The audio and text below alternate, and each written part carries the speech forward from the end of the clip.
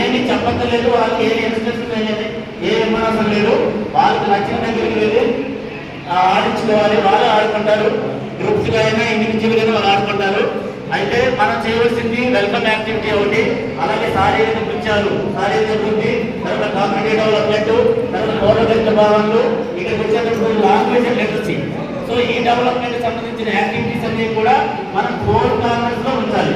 4 corners లో కనిపించితే ఒకవేళ మనం లీవ్ లో ఉన్నా లేదా ఈ కేబుల్ లో ఉన్నా మనం ఆ పిల్లలు చక్కగా రాసుకోవడానికి వాళ్ళు సొంతంగా నేర్చుకోవడానికి అవకాశం అనేది ఉంటుంది. సో ఈ స్వేచ్ఛ అనేది చాలా మంచి ప్రోగ్రామ్ సార్. రోజు 10 నిమిషాలు పని చేయాలి మన టైం టేబుల్లో.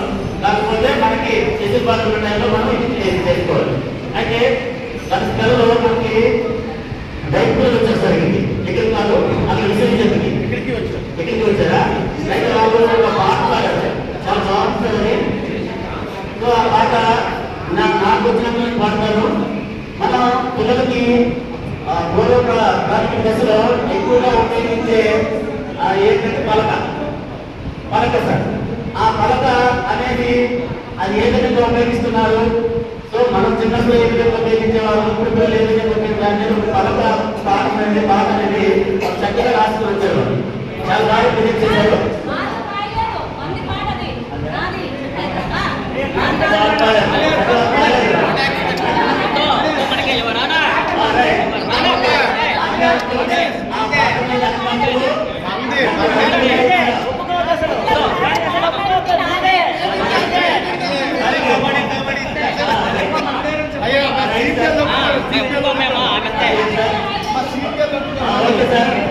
ఆ పలక పాట మీద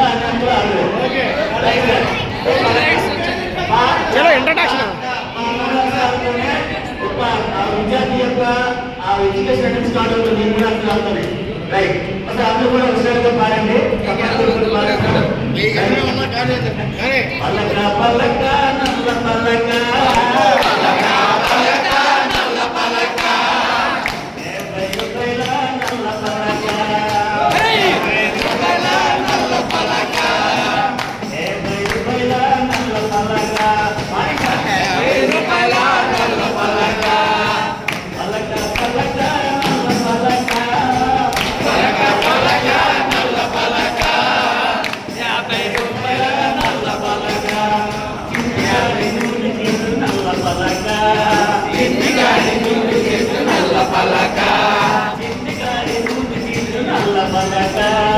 ఇంటిగాడి నూనె చెట్టు నల్ల పలక, రాయమంటే రాయదేమి నల్ల పలక, రాయమంటే రాయదేమి నల్ల పలక,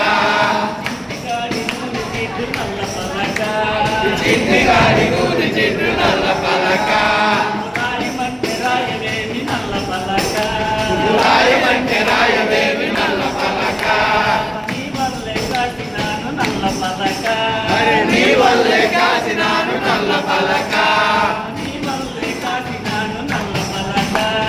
నీ వల్లే కాసినాను నల్ల పలక, నీ వల్లే కాసినాను నల్ల పలక, నీ వల్లే కాసినాను నల్ల పలక, నీ వల్లే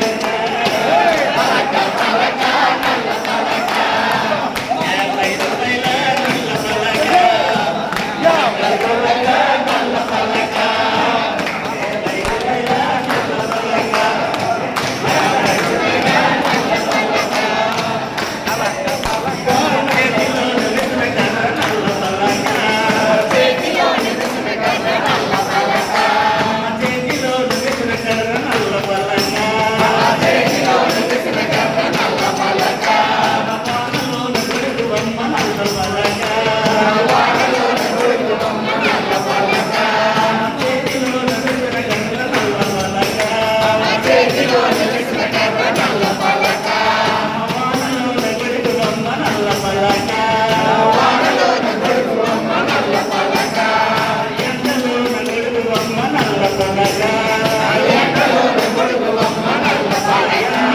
నీడవమ్మ